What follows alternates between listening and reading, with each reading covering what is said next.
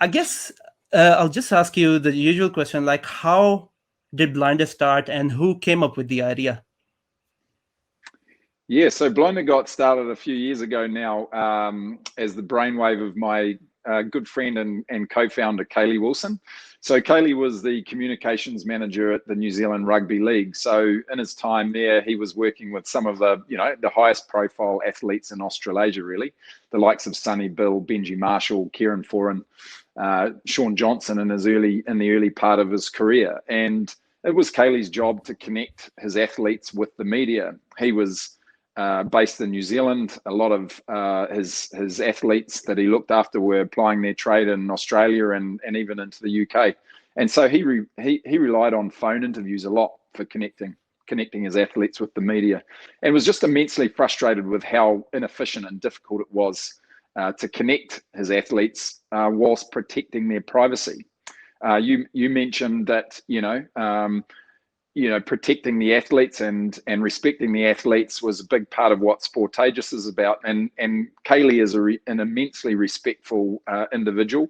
And he did not believe that putting his athletes in touch with the media should come at the sacrifice of their privacy. And I think, many athletes are also concerned about some of the things that you were referring to with Sportageous, just the risk of being misquoted or taken out of context.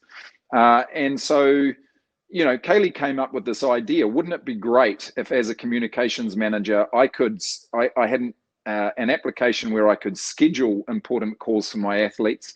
It would allow easy access for the media by allowing them to dial straight through to the athlete's own mobile phones without ever knowing their personal contact details.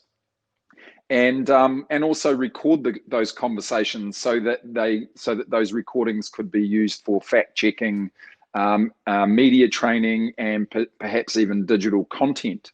And so really what it was about was providing a platform where the media and the athletes, or the newsmakers, or the talent as we refer to them as, could engage with confidence and the security of knowing that not only their privacy was protected, but also there was a true record of the conversation that they could fall back on in the case of any disputes.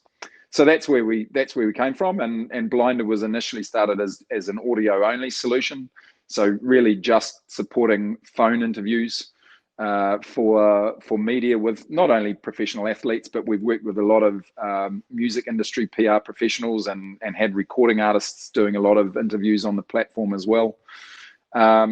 And then really just seeing the move into video in the early part of this year. And so video has been a really big focus for us now because, it's great for remote content production. Obviously, video is a medium that the audience wants to engage with. And so it's, really valuable enhancement for both sides of the media divide, whether it's the high profile teams that we've traditionally worked with or the media organizations who are now also using Blinder to connect with remote news sources. It's a great story, and also on the video end as well, like this call is a proof that you're doing well as we're using Blinder. But I hope it was easy to connect with me. Oh, very easy.